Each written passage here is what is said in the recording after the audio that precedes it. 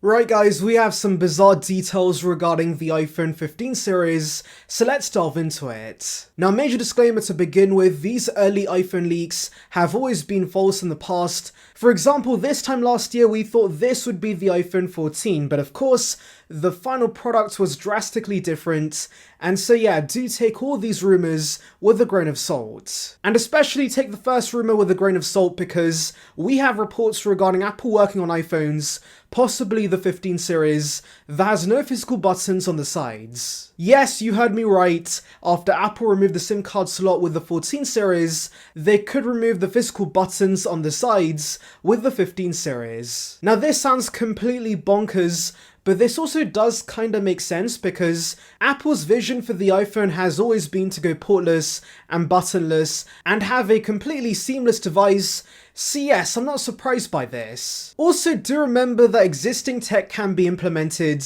to replace the buttons on the iPhone. For example, the volume buttons can easily be replaced by the sensors we have with AirPods Pro 2. So of course, you can slide on the left side of the device to increase and lower the volume of the device. And also do remember the haptics on the iPhone are great as is, and so implementing that for capacitive buttons, similar to the Force Touch controls with AirPods, would be great. Now the source actually gives us details regarding how Apple's going to approach this. Essentially the button should still be raised from the device, but it's going to be integrated with the chassis, so that makes me think this tech's going to be similar to Force Touch controls in that the haptics should replicate a physical press even though there's no moving part. And yeah, the button itself being slightly raised makes sense because you need to know where the power button is on the device, even when it's in your pocket. And so yes, if this is right, I'm happy with this implementation. Now for those wondering what's going to happen with the mute switch button, I'm not sure to be honest. The source does say it's still going to be there on future iPhones, but it's no longer going to physically move up and down on the device. And so maybe they replace it with another capacitive button on the device, and a long press mutes a device, and a short press enables ringer mode. Now yes, I'm aware this technology might not be perfect. Let's say for example your phone freezes up, you likely would not be able to do a hard reset with the capacitive buttons on the sides, and so yes, there could be issues like that. However, I'm sure these early issues will be ironed out, and ultimately I think consumers are going to gain from this, because number one, do remember these physical buttons on the sides do take up internal space, and so getting rid of that could allow for internal space to give us bigger batteries.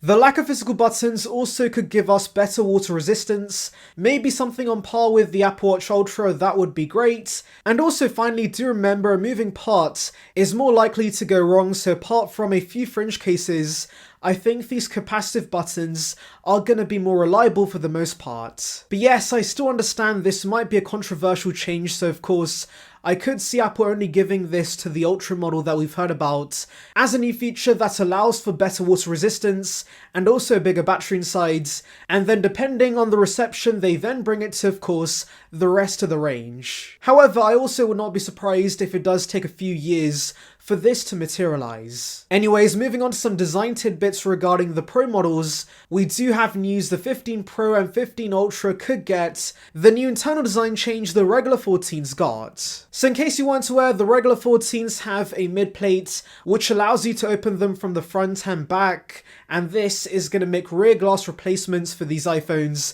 much cheaper for these models. Now this did not come to the 14 Pros, and so the 15 Pros getting this makes a ton of sense. And I can't lie guys, the thing I'm looking forward to with this change is of course custom back panels for iPhones. This was a big thing with the iPhone 4S, which was the last iPhones you could open from the back, and so now the new iPhones getting this could be a nice mod. Then again, there are rumours Apple's actually software locked the rear glass panel to each iPhone, so unfortunately I do doubt this custom mod's gonna work. Anyways, focusing on the Ultra, we do have confirmation we're gonna get titanium on this, and that's fantastic news. As someone using the 14 Pro Max right now, I can tell you guys, the weight is kinda unbearable on this device, and so titanium's gonna be way lighter than stainless steel. And guessing this upgrade makes sense considering the fact we could see a bigger screen size with the 15 Ultra, so of course, to compensate for the bigger display, the chassis does need a weight reduction. And what's even better news is that, of course,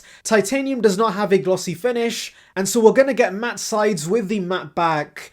that's gonna be great. However, there's gonna be a caveat, and that is the color choices are gonna be restricted, and it's likely we only get space black and white. And this makes sense because when Apple moved to stainless steel with the iPhone X, they could of course only give us space gray and silver initially, but then of course, as they got better with the coloring process, they could offer more colors. But to be honest, I'm completely fine with boring finishes if of course we get a lighter chassis with the matte sides. However, it does seem this is going to be exclusive to the 15 Ultra, so of course for the regular Pro that's likely going to stay with stainless steel, which of course is not great. And actually, with titanium only coming to the Ultra, I would not be surprised if the new redesign we should see with the 15 series, due to this being a supercycle, could of course only apply to the Ultra. So yeah, basically it's going to be similar to the iPhone X launch, where all the exciting upgrades is coming to the highest end model, but the rest of the range